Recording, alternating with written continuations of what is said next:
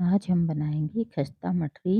ये बहुत ही ज़्यादा अच्छी लगती है खाने में। इसे आप कभी भी सफ़र पे जाएं तो बना कर ले जाएं, त्योहार पे बनाएं या घर में ऐसे ही कभी भी बनाकर खाएं। बहुत ज़्यादा टेस्टी लगती है, बहुत ही कुरकुरी और खस्ता बनेगी। इसे बनाना भी बहुत आसान है, तो चलिए बना लेते हैं। सबसे पहले हम यहाँ पर मैदा लेंगे। मैंने यहाँ पर 500 ग्राम मैदा लिया है। नमक डाल देते हैं। अब डालेंगे इसमें कुछ मसाले, पिसा हुआ जीरा, जीरा पाउडर, हींग डालेंगे, थोड़ी अजवाइन डालेंगे। हाथों से इस तरीके से क्रश कर लेंगे और अजवाइन डाल देंगे। सारी चीज़ों को हम अच्छे से मिक्स कर लेंगे। अजवाइन के लिए हम यहाँ पर ऑयल डालेंगे। एक बड़ा चम्मच भर के मैंने ऑयल लिया है। अब इसे हम अच्छे से मिक्स कर लेंगे।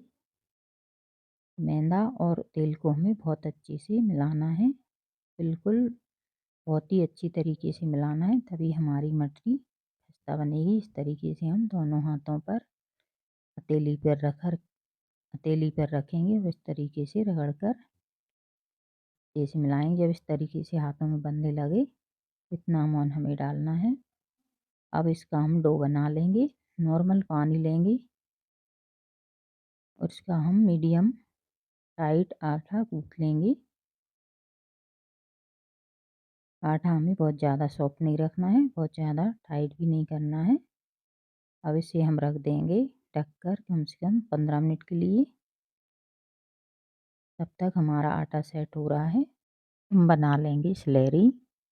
स्लैरी बनाने के लिए यहाँ पर मैंने 4 चम्मच ऑयल लिया है और 3-4 चम्मच हम मैदा डालेंगे यहाँ पर और इसका घोल बना लेंगे। इसे अच्छे से मिक्स कर लेंगे।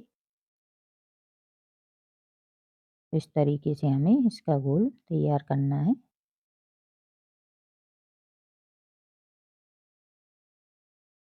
पतला सा हमें बना लेना है।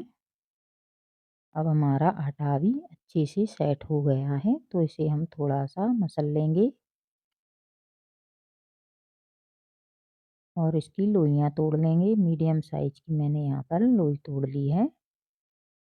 सारी लोइयाँ हम बना कर रख लेंगे।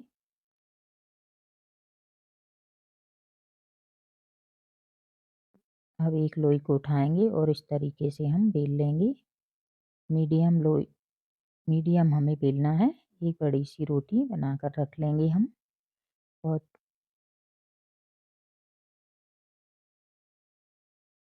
मीडियम सी रोटी बनाकर हम तैयार करेंगे। तो मैंने यहाँ पर रोटी बना ली है एक बड़ी सी।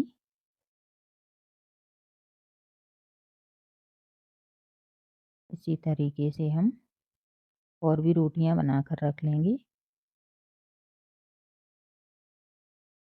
एक साथ में हमें 4-5 रोटी बनाकर रख लेनी है, क्योंकि हम परतों वाली मठरी बना रहे हैं, तो हमें 4-5 रोटी की ज़रूरत पड़ेगी। अब मैंने यहाँ पर 5 रोटियां बेल ली हैं और एक रोटी को हम उठाएंगे और इस तरीके से चकले पर फैलाएंगे। उसके ऊपर लगाएंगे जो हमने स्लैरी बनाकर रखी थी, उसको फैला देंगे इस तरीके से। अच्छे से हाथों से चारों तरफ हमें अच्छे से लगा लेना है। और अब इस पर हम लगाएंगे दूसरी वाली रोटी। इस तरीके से हम रोटी लगाएंगे और इसके ऊपर भी हम स्लैरी लगा लेंगे और हमें इस तरीके से पूरे में अच्छे से फैला देना है।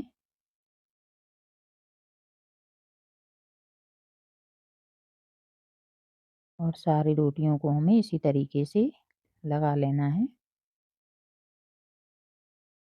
आप चाहें तो ऐसे ब्रश से भी लगा सकते हैं।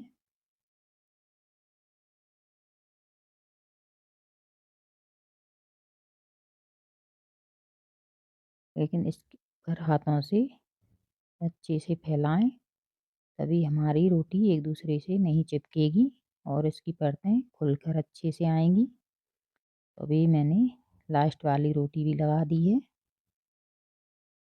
अब इसके ऊपर हम लगाएंगे सूखा मैदा और इसे बेल लेंगे। रोटी को हमें बेल लेना है।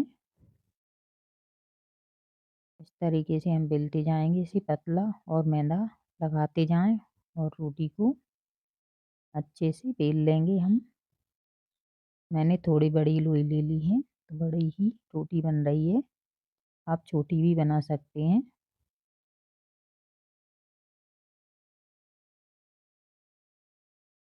अभी इसके ऊपर तो नहीं आएगी, तो इसे हम,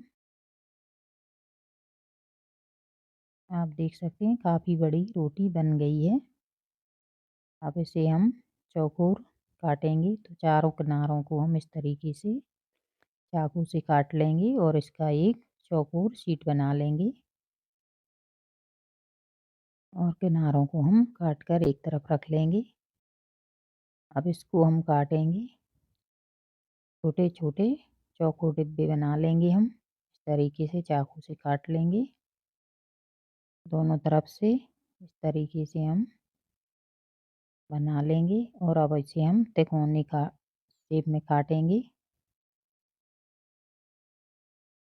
ये देखिए, इस तरीके से हमने इसको तिकोना काटा है और इस तरीके से हम दोनों सिरे को जोड़ देंगे और हमारी मटरी का शेप बनकर तैयार हो जाएगा।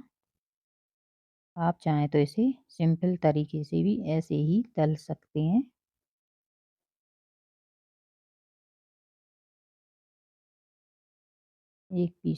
एक उठाएंगे और इस तरीके से हम दोनों किनारों को जोड़ देंगे और थोड़ा सा एक किनारे पर पानी लगाएं और दूसरे को इस तरीके से रखें, इसे अच्छे से चिपकाएं और सारी मटरी को हम इसी तरीके से, मैंने यहाँ पर सारी मटरी बनाकर तैयार कर ली है। अब इसे हम फ्राई करेंगे। मैंने यहाँ पर कढ़ाई में ऑयल पहले ही गरम करने के लिए रख दिया था। मीडियम गरम ऑयल में हमें मटरी को तलना है। बहुत ज़्यादा गरम ऑयल नहीं रखेंगे, मीडियम गरम ऑयल में ही तलेंगे और मीडियम आंच पर ही तलेंगे और बहुत ज़्यादा ठंडे ऑयल में भी नहीं डालना है, नहीं तो मटरी ज़्यादा ऑयली बनेगी।